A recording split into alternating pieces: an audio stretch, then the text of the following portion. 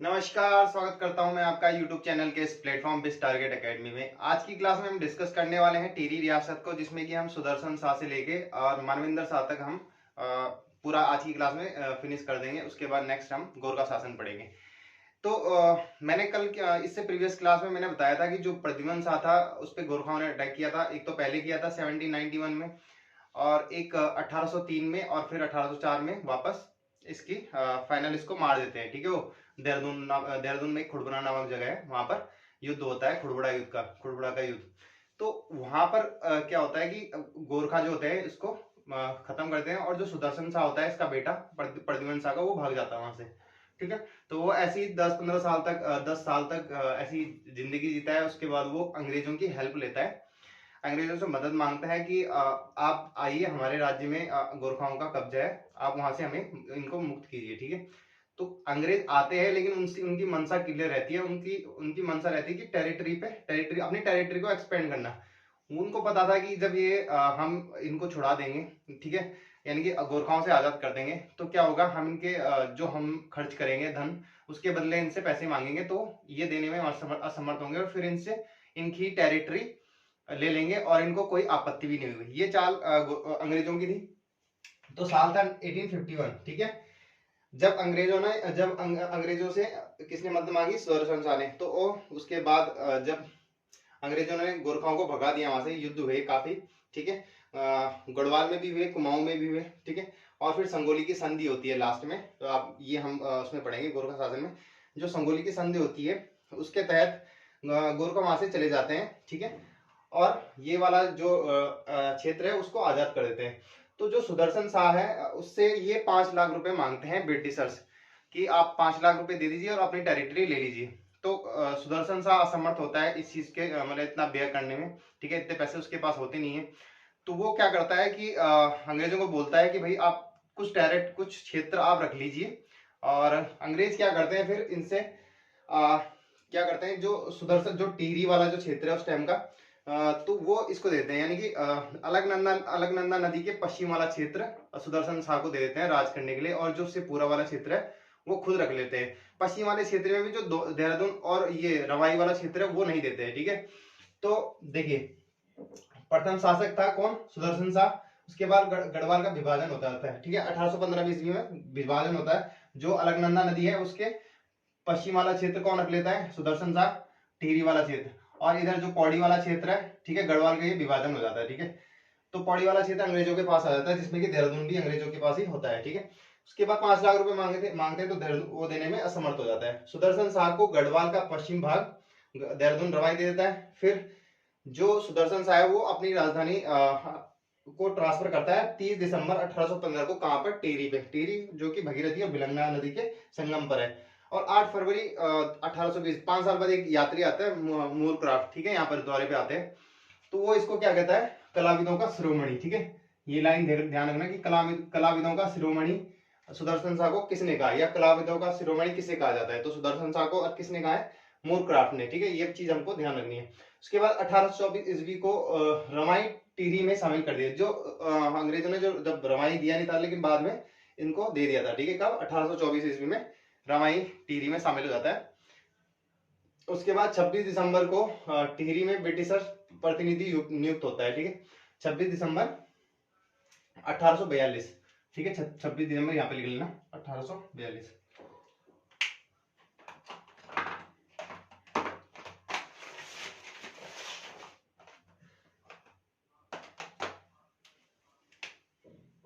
26 दिसंबर 1842। ठीक है, यहाँ पे लिख लेना 26 दिसंबर। तो एक फिर क्या होता है कि जो टिहरी में शासन वासन देखने के लिए कि भाई ये सही से कर रहे हैं कि नहीं, तो ब्रिटिशर्स क्या करते हैं, हर जगह अपने प्रतिनिधि नियुक्त करते थे। ऐसे ही वो वहां भी करते थे, जैसे राजस्थान वाले राजपूत वाले एरिया में होते, वहां भी अपना प्रतिनिधि रखते थे। ठीक है, तो उसके बाद इनकी कुछ रचनाएं, इनके कालखंड में कुछ रचनाएं हुई। ठीक है, वो देख लेते हैं।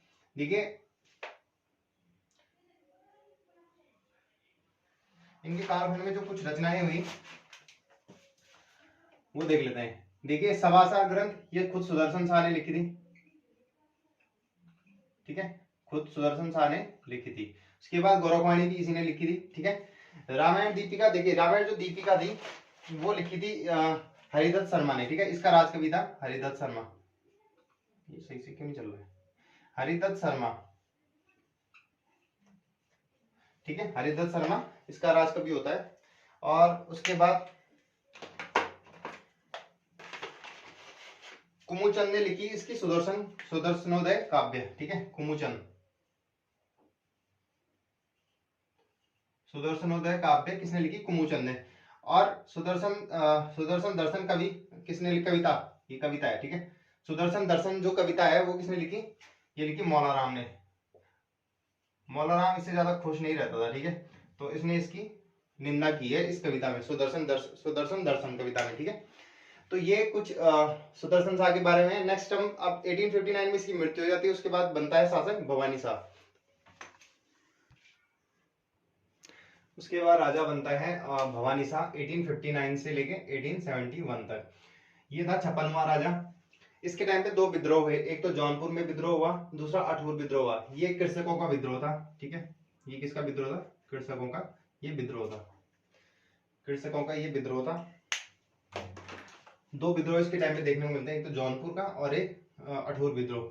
जो अठहूर विद्रोह था उसके लिए उस टाइम जो इसके समकालीन जो कमिश्नर था गढ़वाल का या कुमाऊं का कमिश्नर था, ठीक है, वो कौन था? हेनरी नैमजे। तो जब ये विद्रोह हुआ कृषकों का तो उसने एक व्यवस्था लागू करी थी, 12 आनी बीसी व्यवस्था।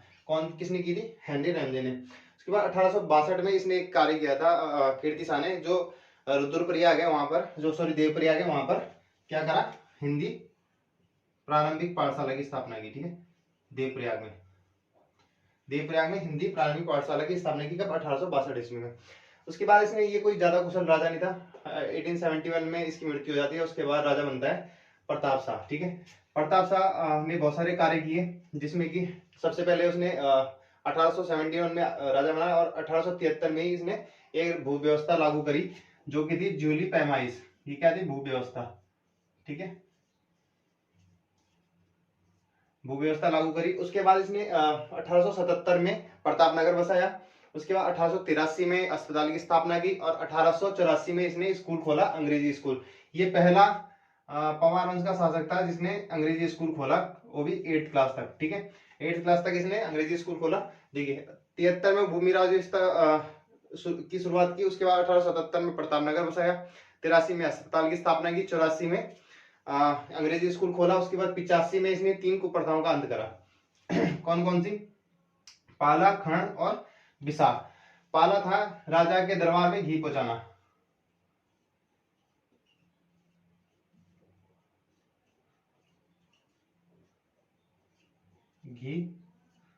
ठीक है। उसके बाद खण, बेगार देना, ये भी इसने बंद करा दिया पहले ही।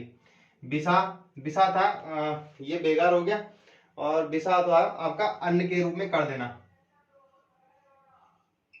ये सारी कुप्रथाएं इसने बंद कर दी, ठीक है। इसके बाद एक न्यायालय की स्थापना करी जिसको बोलते हैं चीफ कोर्ट।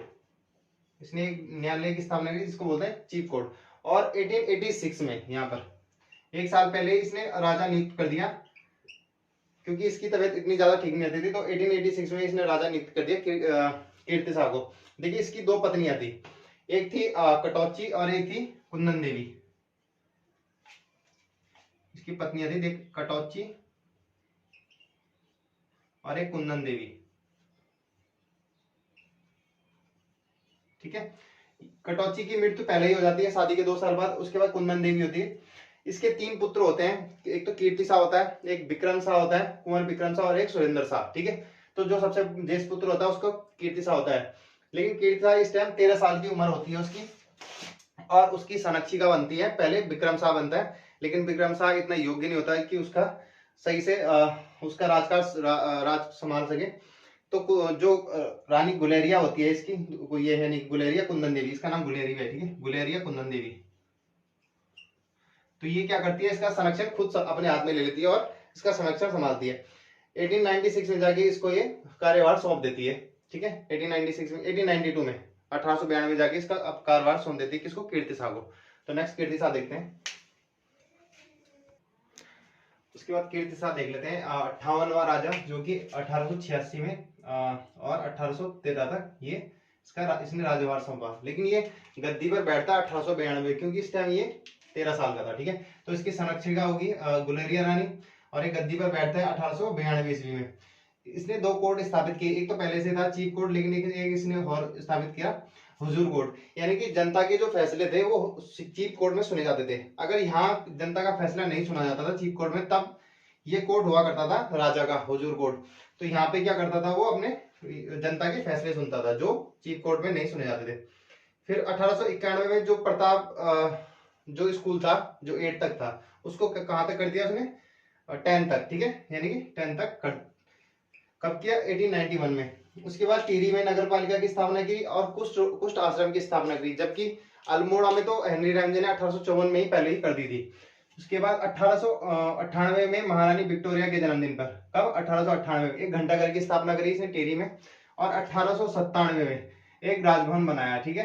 कीर्ति नगर की स्थापना इसने अपने नाम से की। और रियासत टिहरी गढ़वाल दरबार, ठीक है, रियासत टिहरी गढ़वाल दरबार नामक गैजेट, ठीक है, पत्रिका प्रकाशित करी इसने, ठीक है। कौन सी, टिहरी रियासत टिहरी गढ़वाल दरबार। पूछा जाता है क्वेश्चन की रियासत टिहरी गढ़वाल दरबार किसकी पत्रिका थी, किसने प्रकाशित की थी, ये कीर्ति शाह ने की थी। 1902 में स्वामी राम तीर्थ जी टिहरी में आते हैं, इनका आगमन होता है, जिनके नाम पर टिहरी बांध का नाम, टिहरी डैम का नाम भी क्या है, स्वामी राम तीर्थ सागर। तो ये जापान में जाते हैं, क्योंकि वहां पे उस टाइम जापान में अंतरराष्ट्रीय धर्म सम्मेलन हो रहा होता है। कौन भेजते हैं इनको, कीर्ति शाह ही भेजते हैं, ठीक है। उसके बाद इनको इनके विचित्र और जो इनका स्वभाव था, इसके अनुसार भक्त दर्शन इन्हें क्या कहा, राजश्री, ठीक है। और 1913 में इनकी मृत्यु हो जाती है, किसकी, कीर्ति शाह की। 1913 ईस्वी में इनकी मृत्यु हो जाती है। इनकी 2 पत्नियां होती हैं, एक बिस्टियाणी होती है, एक नेपाली होती है, ठीक है।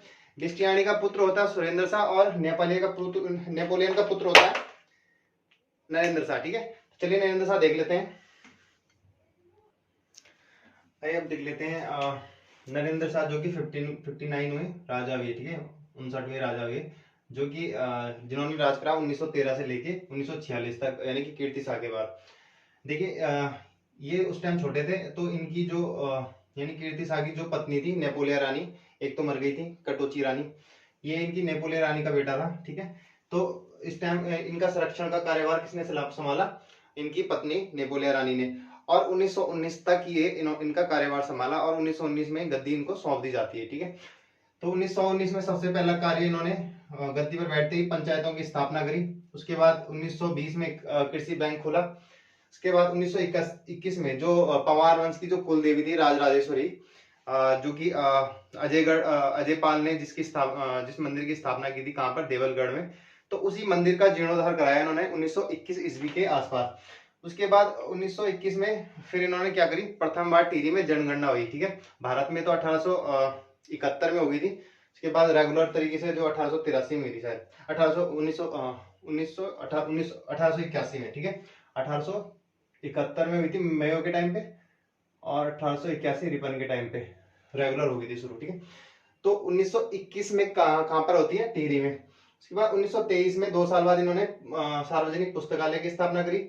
और 1925 में नरेंद्र नगर की स्थापना नहीं करी, नरेंद्र नगर को ग्रीष्मकालीन राजधानी बनाया, जबकि स्थापना इसकी 1921 में ही होगी थी।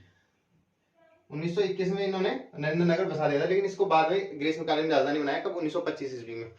उसके बाद 1940 में जो high school Pratap inter college था, उसको कहां तक बढ़ा दिया, 12th तक, यानी प्रताप इंटर कॉलेज की स्थापना कर दी। ये कुछ इनके मुख्य महत्वपूर्ण जो इनके द्वारा किए गए कार्य हैं, उनका ये वर्णन है।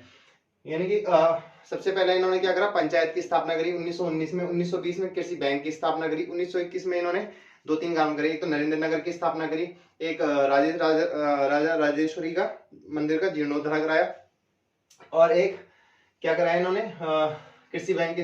उसके बाद प्रथम जनगणना हुई 1921 में।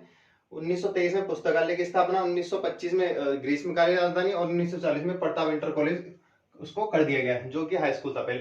उसके बाद इनको जो उपाधियां दी गई, एक तो अलंकारी और एक लेफ्टिनेंट जनरल की उपाधि दी गई अंग्रेज सरकार द्वारा, ब्रिटिश गवर्नमेंट के द्वारा इनको किसकी उपाधि दी गई, ठीक है, किसकी, लेफ्टिनेंट जनरल और अलंकारी की। और LLD की उपाधि दी गई इनको बनारस हिंदू विश्वविद्यालय के द्वारा, ठीक है। उसके बाद नरेंद्र शाह को परमार वंश का शेरशाह सूरी भी कहा जाता है, ठीक है, ध्यान रखना।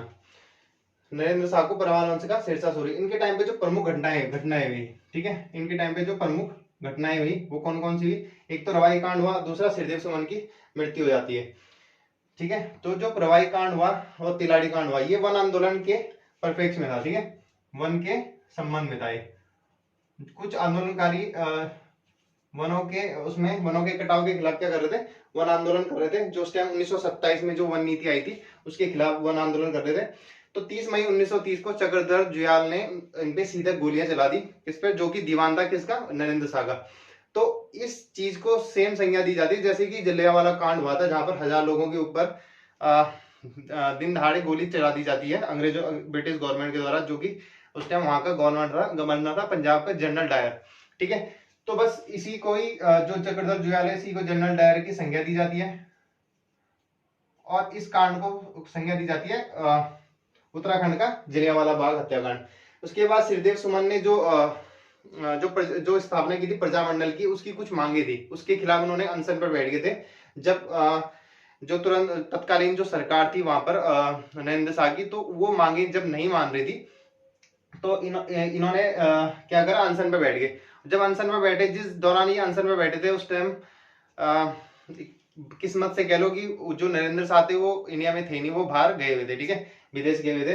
तो उसके बाद इनकी 84 दिन की भूख हड़ताल के बाद इनकी मृत्यु हो जाती है। कब? 25 जुलाई 1944 को, जिसका कि अंदेशा बिल्कुल भी नरेंद्र शाह को नहीं था। उसके बाद जैसे ही नरेंद्र शाह वापस आते हैं, वो देखते हैं कि भाई ऐसा ऐसा हो गया, तो सबसे पहले क्या करते हैं? वो अपना त्याग पत्र दे देते हैं, ठीक है, 1946 में अपना त्याग पत्र देते हैं। उसके बाद अगस्त समझौता होता है प्रजामंडल और तत्कालीन सरकार के बीच 1946 में। 19 अगस्त 1946 को अगस्त समझौता होता है। उसके बाद जब ये त्याग पत्र दे देते हैं तो मानवेंद्र शाह अंतिम राजा बनते हैं, जो कि 1946 से लेके 1949 तक राजा रहते हैं। चलिए वो देख लेते हैं।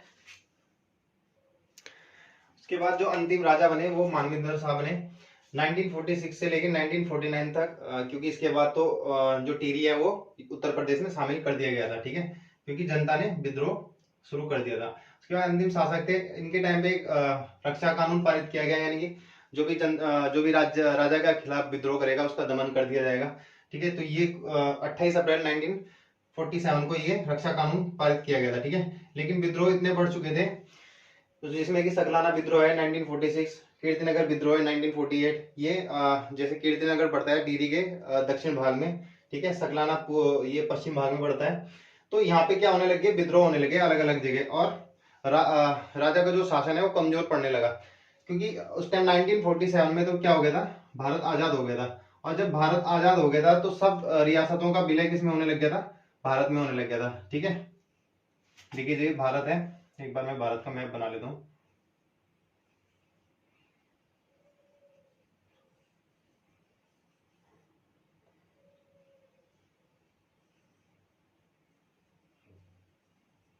ठीक है, तो जो ये टिहरी था, यहाँ पे जो भारत थे, इसमें अलग अलग रियासतें थी, ठीक है। ये सब किसमें शामिल हो गई थी?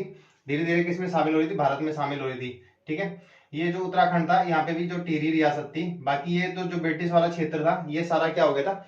भारत में मिल चुका था। लेकिन क्योंकि अंग्रेजों के अंडर में था, लेकिन जो टिहरी था वो राजा के अंडर में था, ये एक रियासत थी, ठीक है, रियासत थी। जब तो ये 1947 में टिहरी कभी आजादी नहीं हुआ, यानी कि भारत का अंग बना ही नहीं था। ये बना था 1949 में जाके, क्योंकि यहाँ पे किसका रूल था? राजा का। और तो 1947 में क्या होने लगे? विद्रोह होने लगे। देखिए ये उसका परिणाम है, सकलाना विद्रोह हो गए, फिर 1948 में कीर्तिनगर आंदोलन हो गया, और फाइनली राजा ने डिसाइड किया कि अब अलग रह के कोई फायदा नहीं है। और फिर बाद में इनको ऑफर भी दिया गया करंट गवर्नमेंट के द्वारा कि आप मिल जाएगी, आपको इतना सारा पैसा मिलेगा, आपकी पेंशन रहेगी, आपकी राजशाही बरकरार रहेगी, ये वो सब, और जो आपकी चीजें हैं मूल धरा से, मतलब जो भी है आपकी पूर्वजों की, वो सब चीजें जैसे की तैसी रहेंगी। तो ये मान गए थे। उसके बाद 1949 में क्या हो गया? इन्होंने एक्सेप्ट कर लिया और विलय होना स्वीकार किया। कब? भारत में उत्तर प्रदेश के 50वें जिले के रूप में, ठीक है।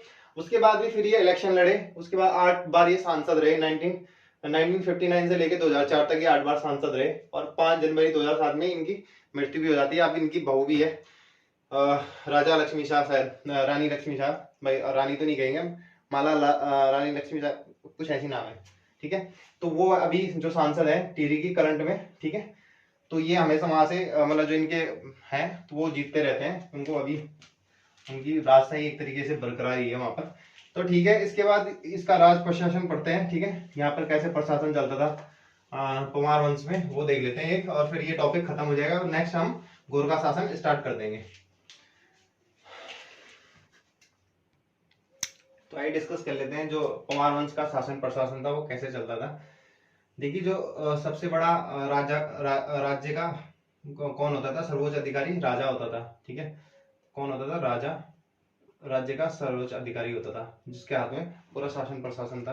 उसके नीचे उसके मंत्री होते थे, जो सर्वोच्च मंत्री होता था उसको बोलते थे वाजीर या मुख्तार। ठीक है, या मुख्तार। ठीक है, मुख्तार होता था। उसके बाद इसका मंत्रिमंडल हुआ करते थे इनके नीचे, जैसे दीवान हो गए, ठीक है, वजीर हो गए, फौजदार हो गए, नेगी हो गए। ठीक है, तो ये इनके नीचे मंत्रिमंडल होता था। उसके बाद परगने का जो शासक होता था वो होता था आपका, परगने का शासक फौजदार होता था। हाँ, परगने का शासक फौजदार। और जो राजस्व वसूल करने वाला होता था, राजस्व वसूल करने वाले को क्या बोलते थे, सयाना। ठीक है, उसके बाद जो भू व्यवस्था थी, उसका जो भूमि का स्वामी हुआ करता था वो कौन हुआ करता था, राजा हुआ करता था। ठीक है, राजा के द्वारा 3 तरीके की भूमि दी जाती थी, एक विष्णु प्रति, रौत भूमि और जागीर भूमि। विष्णु प्रति वो होती थी जो मंदिरों या ब्राह्मणों को दान में दी जाती थी, मंदिरों या ब्राह्मणों को दान में दी जाती थी। ठीक है, रौत भूमि जो साहसिक कार्यों के लिए किसको, सेना को दी जाती थी, सेना के द्वारा किए गए साहसिक कार्यों को के लिए किसको दी जाती थी, सेना को। जागीर भूमि होती थी जो जागीर भूमि होती थी आपकी, ये दी जाती थी आपकी राजा के अधिकारियों को। ठीक है, जो राजा के नीचे अधिकारी काम करते थे उनको ये दी जाती थी। ठीक है, तो इस तरीके से कुछ शासन प्रशासन है। आज की क्लास को हम अब यही समाप्त करते हैं। नेक्स्ट क्लास से हम गोरखा शासन पढ़ेंगे, उसको एक क्लास में फिनिश कर देंगे, फिर ब्रिटिश शासन को भी एक क्लास में, और नेक्स्ट आ जाएगा फिर आपके राज्य के आंदोलन। तो चलिए इस क्लास को यही समाप्त करते हैं, मिलते हैं नेक्स्ट क्लास में, तब तक के लिए धन्यवाद।